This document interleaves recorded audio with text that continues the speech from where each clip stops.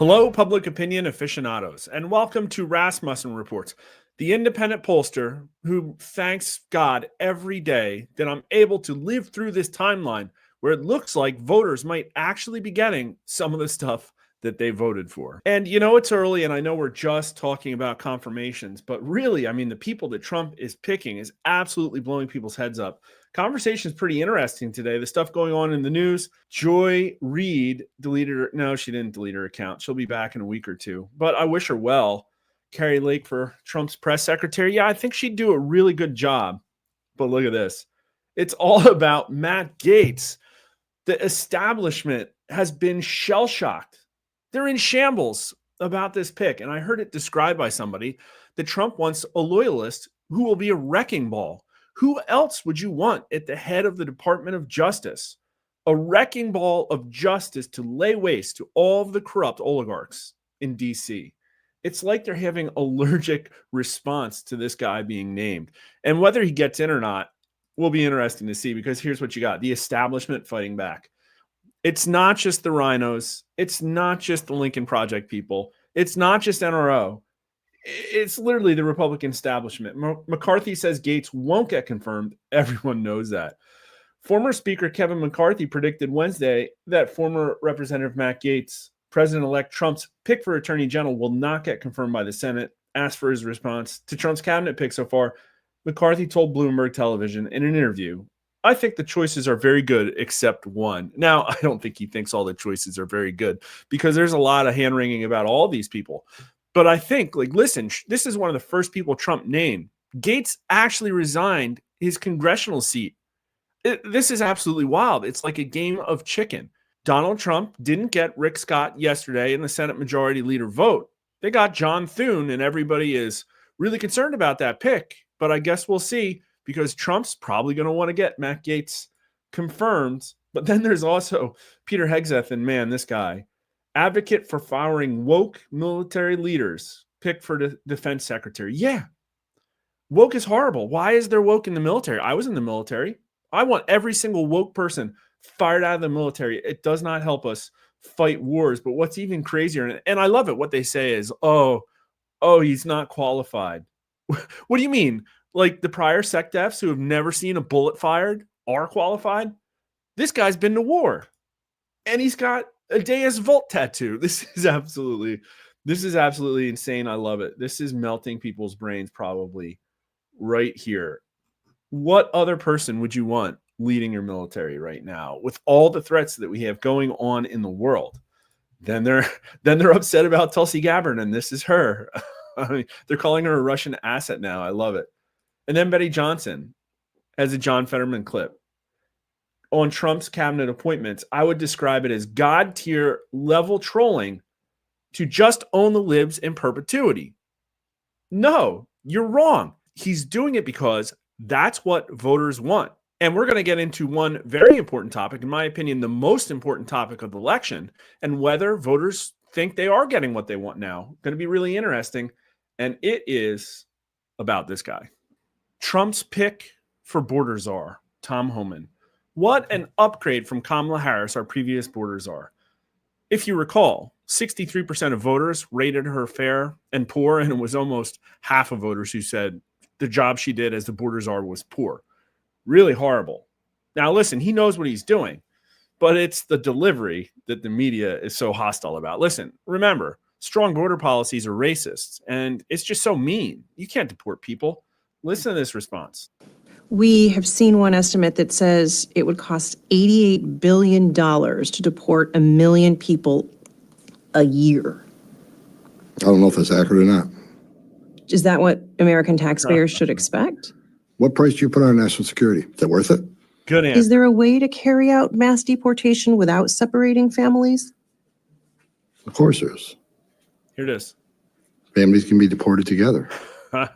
Now, you've probably all seen that, but I just love it because that represents, in my opinion, the new Trump administration. This is not a wild, rogue, hostile administration.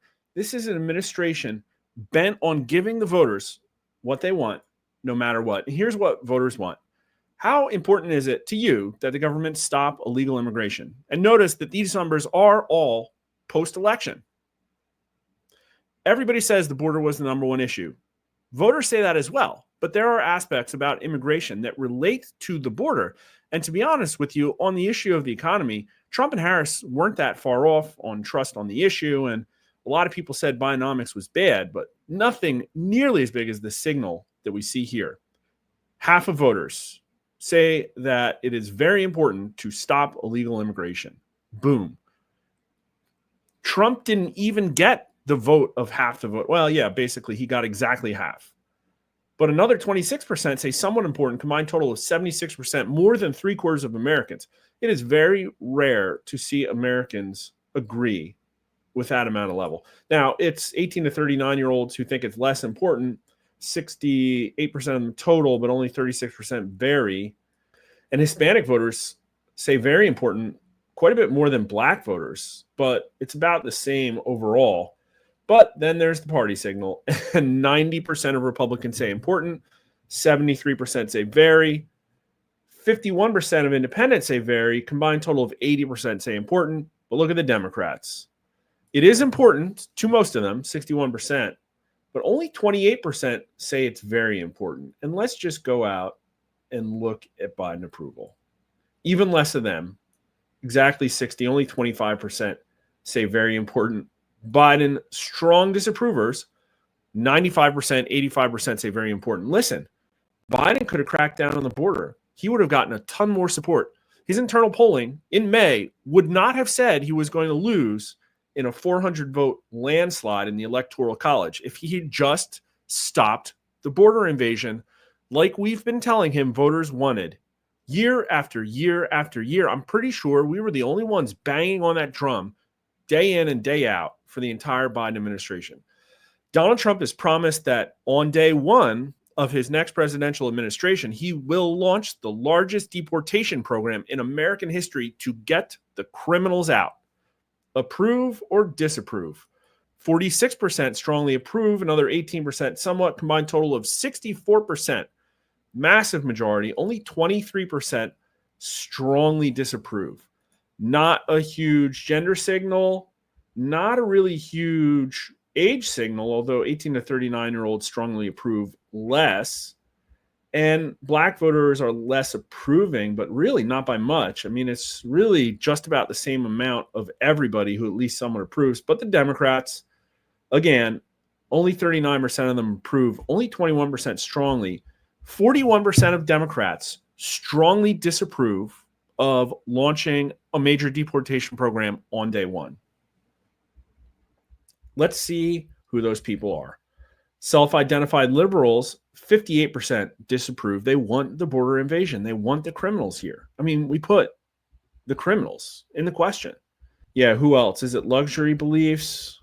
Not really. Incomes over 200 actually strongly approve most. That's pretty wild. What about the ivory tower? Yeah, it is kind of an education signal. 36% of graduate degrees strongly disapprove, way more than anyone else. And then there's Biden. 52% less than self-identified liberals. Interesting. If you approve of Biden, you really don't want deportation. They've really convinced those people that it's not the right thing to do. Pretty wild. How likely is it that Trump will keep his promise to launch the largest deportation program in American history? Now, I don't know if people are paying attention to confirmation picks as much as we are, but most of these numbers, I think, were collected before the Homan pick. It really hasn't percolated. I mean, this is basically just the vibe people are getting from after Trump's election win last week. And they're probably parsing what they feel is a mandate. He won the popular vote. 43% think it's very likely that Trump will keep his promise. Another 29% somewhat. 72%. We have not seen this amount of confidence in anybody's agenda positions like we have in this. Voters want it, and they expect they're going to get it. Even a majority of Democrats do. 58% of Democrats think it's at least somewhat likely that Trump is going to keep his promise. And of course, it will be the Democrat politicians in Congress and the Senate blocking him every step of the way. And Republicans, it's 88%. What a fascinating party signal. Because I'll tell you what, voters think by a majority that the great replacement is real. And not only that, that it's a key component of the Democrat platform. So they're going to have their eyes on Democrats in Congress, I can tell you that. Man, things are moving really fast. We're going to see a period of really wild swings in public opinion. Already in just a week, Republicans now think the country is on the right track more than Democrats do. Democrats went to 54% pre-election down to 32%. That's a horrible drop. And Republicans are up from 17 to 38%. And also, what we're tracking right now is a massive increase in consumer confidence that actually mirrors the increase in the stock market. It looks like the economy is reacting very well to a Trump win. And we're going to go into that in more detail in future videos. So make sure you follow us at Twitter, Rasmussen_poll or Mark_R_Mitchell. Please like the video, subscribe on YouTube or Rumble. Listen, there's a lot more to cover than just election predictions. I think we did a pretty good job, but please, stick around. This is going to be a wild administration. And thanks for watching.